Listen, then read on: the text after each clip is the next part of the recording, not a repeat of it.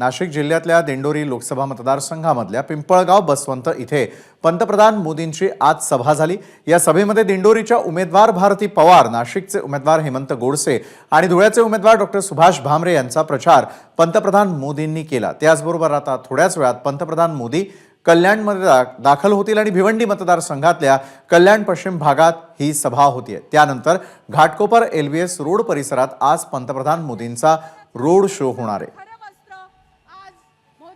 याच संदर्भात अधिक माहिती देतात आपले प्रतिनिधी अक्षय भाटकर।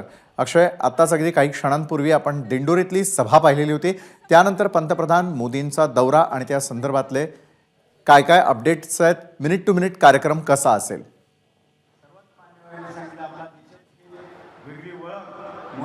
थोड्याच वेळामध्ये पंतप्रधान नरेंद्र मोदी हे दाखल होणार आहेत कल्याणमध्ये।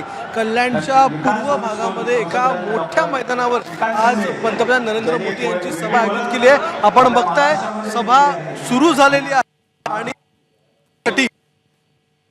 आणि घेण्यात आलेलं आहे, मैदान घेण्यात आलेलं आहे। ते मैदान पूर्णतः भरलेलं आहे। 50,000 खुर्च्या या सभेसाठी लावण्यात आलेल्या आहेत।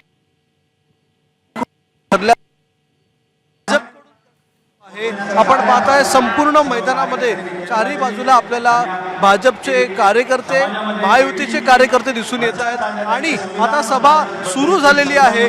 बापगाव या ठिकाणी पंतप्रधान नरेंद्र मोदी हे कधीही हेलिकॉप्टरच्या साहाय्याने दाखल होतील। हेलिकॉप्टरमधून उतरल्याच्या नंतर ते रस्ते मार्गाने या सभेच्या ठिकाणी येतील आणि मग सभेच्या ठिकाणी आल्याच्या नंतर या समोरच्या मंडपातून, समोरच्या स्टेजवरून ते भाषण करणार आहेत।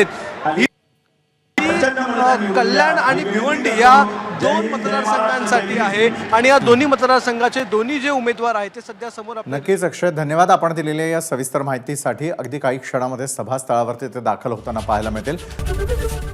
एबीपी माझा, उघडा डोळे बघा नीट।